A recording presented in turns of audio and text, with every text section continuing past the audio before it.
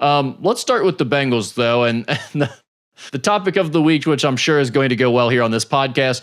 Joe Burrow missed the start of the Bengals' voluntary workouts this week as they moved into phase 2 of their offseason program because he was out gallivanting in Miami and New York and at the Met Gala with his alleged girlfriend, Olivia Ponton, and attending the whatever other fashion stuff that he does in his goofy outfits. He showed up at workouts on Wednesday, but that's after the city had started talking about him being absent.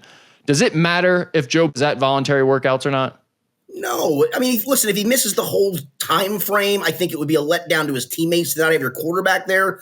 But him missing a random Tuesday is absolutely the least big deal of all time. I had someone say this to me in the locker room Tuesday. And listen, we all knew he wasn't going to be there. He was at the Met Gala and he was not going to be there. It was one of the least shocking things ever. So for anybody who said that they were shocked by it, you're insane. I had someone say this to me. If anybody knows this playbook, it's Joe Burrow, because you know whose playbook it is?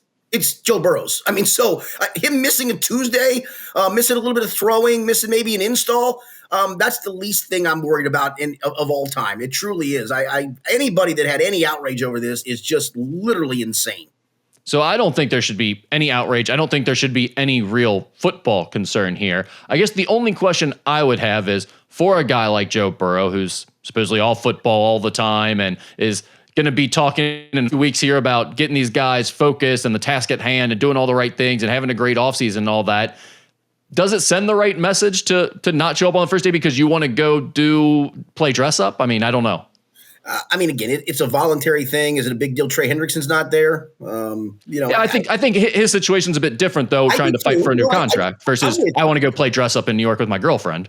Again, I mean, if anybody's going to catch up on the install portion of the program, it'll be Joe Burrow. I don't. It's not catching up. Like obviously he knows what he needs to do. I know what you're saying. I get that part of it, but I have a hard time being outraged. Now I'm more outraged by him getting douchier and douchier by the day. I guess. I mean that outfit, my lord. But again, I just don't find it a big deal from a football perspective. I wish I could. I wish I could muster up that anger and passion that the quarterback missed the first day. It's just not. I mean, honestly. Come July, this will be so totally forgotten that it's not even close. It'll be it's forgotten by me yesterday. Yeah, I don't think it matters, and I certainly don't care. I'm not outraged at all.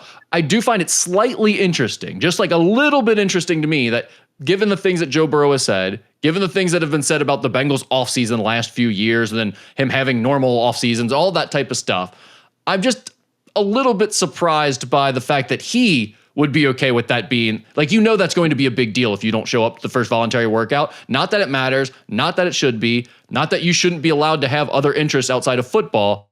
It just doesn't seem like it quite jives with who he is and the way he wants to be portrayed as this very serious leader of the football team and quarterback. And it's like, well, I mean, you made that choice and you knew it was going to be a headline if you went out in a suit and went to the Met Gala instead of being at voluntary workout. So I don't care. I don't think it matters, but I do think it's somewhat of an interesting decision by a guy like Joe Burrow. Yeah, I mean, he is all football. There's no, he's made that a point of, that he's, but again, for a random, these practices are literally just installing stuff and doing stuff on air. I mean, if anybody thinks there's like real football going on, you got another thing coming. Yeah. It's definitely not like this is actually going to affect him or impact the season in any way. I don't want it to be portrayed as I think that at all. It's just a curious decision. I didn't realize until I was driving to do a couple of high school baseball games at UC, and I was listening to our friend Mo Egger. I honestly didn't even know people were outraged at this. I didn't even consider it a big deal. Till I listened to him doing a segment about people being outraged. I'm like, wait a minute, what? They're out over what? Well, and I do think this is another part of the part of the timeline we are in the sports calendar, right? Like maybe. Mo and us media members, we have to talk about something. And so he wasn't outraged. I think he was actually flabbergasted by that. I just didn't even know there was even outrage. No, but that's what I'm saying here is I think sometimes we see a tweet or two, like one idiot saying something, and we're like, people are outraged about it. It needs something to talk about. So like you need to create almost a fake narrative. I don't know that there were that many people who were really worked up about Joe Burrow not being at voluntary workouts. So along those lines, to that point, we used to have an editor, not the sports editor, but the editor of the paper I worked at, the Cincinnati/Kentucky Post. And there was I can't remember, it was like a Thursday or a Friday. And one of the shifts I would work in the off season, because I was covering UK then, was to come in and we were an afternoon paper. So there was somebody that would have to come in and kind of remake the edition would get published in the morning, but then we'd have a remake of any late breaking news in the morning that would go out at noon. And somebody had to kind of oversee that, maybe change a headline, throw a story into his breaking story. So I was usually that guy on whatever this, I think it was Fridays I did this. And somebody called the editor outraged that we didn't have an Ohio State baseball score in the agate.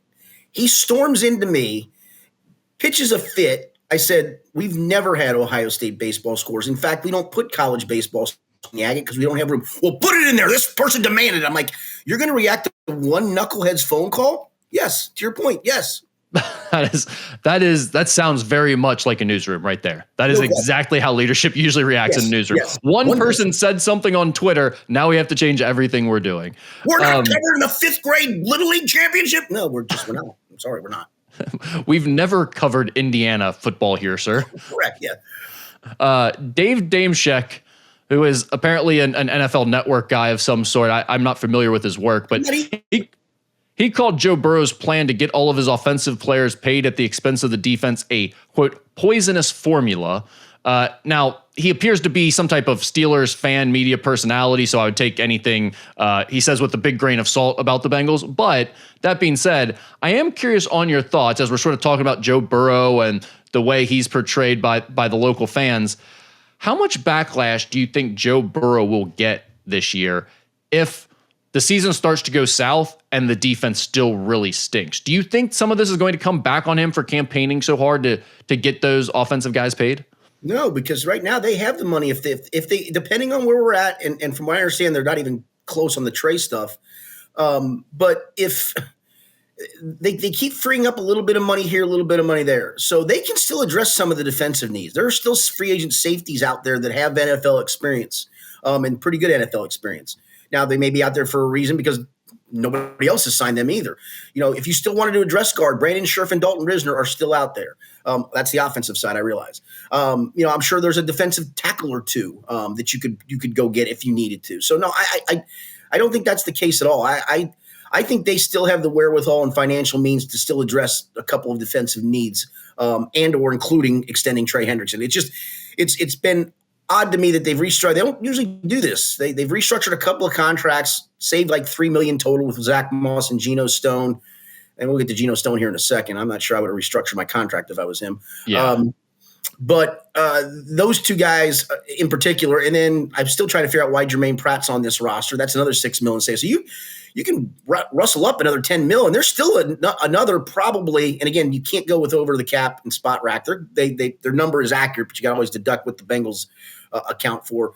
So they probably have 15 mil, can get to 21 million cap space. They cut Pratt. I mean, you can use. Don't forget, if you're going to extend Trey Hendrickson, most of the extension money is not going to come in this year anyway. So you could use it for some rollover money for future years, which would help. So I still think they can do those things. And to the guy's point, again, I've debated the merits of signing T. Higgins. Right, I've probably been on the opposite fence of this. Again, I'm fine with it. They got it to work out financially for both sides, but for the majority of fans, I would think. You're happy they signed T. Higgins. You're obviously overjoyed they signed Jamar Chase. It was good to get Mike Gesicki back. I think you got him back at a fairly good price. Did you not want them to do those things? I guess that would be I'm not asking you in general. I'm just saying, is that what this guy thinks they shouldn't have done? Is make themselves better or as good as they were last year on offense? That sounds stupid to me. Yeah, I think his argument is kind of the one we were talking about when the Higgins conversation was up there. For the record, he has lobbied too to extend Trey Hendrickson, right? Yeah, he has. But you're talking about it from a logical perspective right now, and you're also saying you think they have the wherewithal to go out and get some more defensive help and things will work out okay.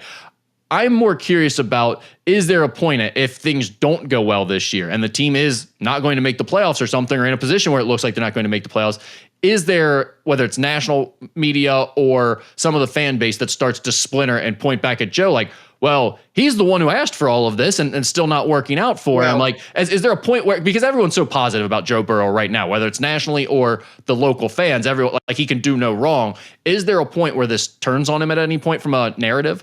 No, I think it turns more towards the front office if it goes sour. That you guys thought that Al Golden was going to fix everything, and boy, maybe it wasn't Lou Anarumo's fault. It's your all's fault for what you've gotten together, player wise on that side of the ball. I think that's where the finger of blame will eventually go if things turn south, unless Joe Burrow just has a suck ass year, and I don't believe that's even remotely possible.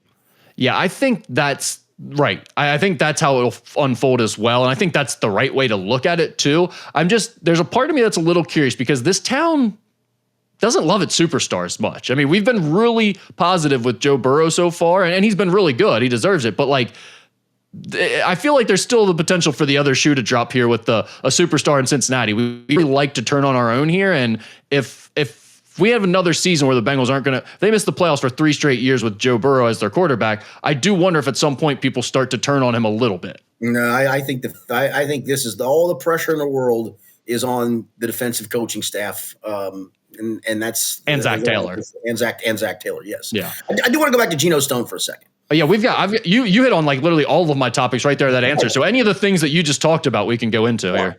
So Geno Stone restructures his deal. And from the outside perspective, it's, well, yeah, he should have. He stunk. But here's the thing as we sit here today, and again, I'm not here to tell you the Bengals don't go sign a veteran free agent. Can you explain a little bit? They basically gave him $1.5 million less to save some cap space, right? Yeah, correct. And he sounded more than okay to do it, that, if we can use this money to keep Trey, and maybe that's the direction it's going. But right now, from a leverage standpoint, while Geno Stone was not good last year, and Jordan Battle got better as the year went along. But again, if you want to just do PFF grades, they tied for the 136th ranked safeties. In the end, they both had the same grade out of 171. That's the best you've got on the roster at the moment. Behind them, I mentioned this last week, Tyson Anderson's never played a defensive snap. Dejon Anthony's played 11 defensive snaps. If Geno Stone had balked at this, what do you think they were going to do to you, guy? They weren't going to cut you. That's what I was wondering. It's not like they could have gone to him and said, "Hey, it's either take this or you're gone," right? Because they didn't do anything to address that position at all. Is there maybe some other veteran out there that are like, "Look, we feel like you're basically the same as this guy. We'll just go out and pay him less." But I think they still need to do that in addition to keeping Geno Stone. They need the competition in depth.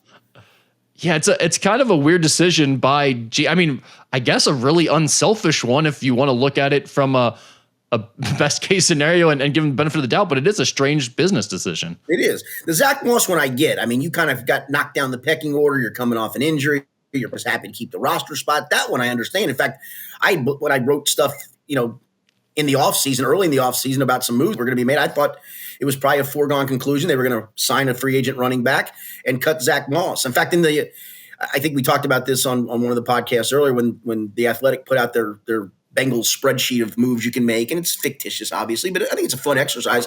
I always cut Zach Moss and sign Samaje Perine. So when they signed Samaje Perine, I'm like, oh, well, that signals the end of Zach Moss, and yet here he is. Then I get the Geno Stone one. I don't, unless they, to your point, they threatened him and said, hey, we're going to sign another veteran safety, and he may beat you out, and if he beats you out, we may whack you. So take the pay cut. We'll keep you around. We're probably still going to sign the veteran safety.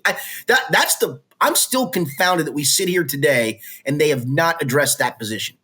I'm surprised by that. I'd also love to know what the actual conversation was. What did they pitch Geno Stone to get him to say yes to this? Because it doesn't really make sense to me. You mentioned Germaine Pratt multiple times. What's the deal here with Germaine Pratt? He's still on the team. He's not at voluntary workouts. What should we read into there? That they're just kind of figuring things out and then he'll be cut sooner than later? Yeah, they don't have to wait for post-June 1 to make him a post-June 1 designation because they've not used that on anybody yet. You can use it on a couple guys. I don't think that's what they're waiting for. Maybe they are. Maybe they're waiting for the post-June 1. Maybe they still have been floating around some trade opportunities to maybe gobble up a 7th round or 6th round pick. I think that ship has probably sailed by now. Is it possible they're just waiting until they figure they get the Hendrickson? They're trying to agree to a Hendrickson deal and make sure they have everything else in place before they get rid of Pratt, because maybe they feel like if we don't get all these other things, we'll just keep him as an extra linebacker. I don't think they will. I just don't. I don't see it. The fact he's not at the voluntary stuff shows that I think he's checked out. And I'm not blaming him for that. I wouldn't come to this either. Everything's on the wall for him. That's all he's heard is he's getting cut. I think they've made it clear he's not in their plans. They drafted 2 linebackers and signed one for a reason. You're not in our plans. And listen, I get it. This can be an ugly business, but there's the other part of me. listen, you can think what you want of Germaine Pratt as a player this past year, and it wasn't very good, but he was a serviceable linebacker, was a starting Super Bowl linebacker, gave you some good years. It looks like Father Time caught him quickly where he lost a step or two. But wouldn't you maybe do the guy a solid, just whack him and let him go find another team? Yeah, that's the other part. It does seem like it's really hurting him to be hanging on to him this long, but I'm sure that's not the Bengals' biggest concern right now. It's just a weird situation. It is. And listen, I'll get back to the safety thing for a second, too. Back in February, we talked to a bunch of the assistant coaches at the combine, and they're pretty good long conversations, and we get a lot out of it, I think. And talking to Al Golden, he talked about how important he thought OTAs were for him to install his scheme, get guys up to speed, that he wanted, and this is kind of correlating to trying to get off to a fast start, which they haven't gotten off to, that he wants to do everything he can to get his group ready when training camp comes, to be ready to hit the ground running then, and then evolve that into the season.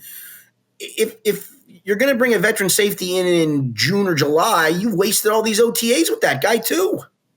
Yeah, that's strange in itself right there. What is going on with this? I don't know.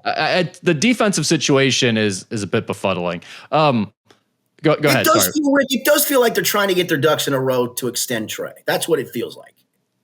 That's the only thing I can lean into. But even then, you just laid out multiple points of why I don't.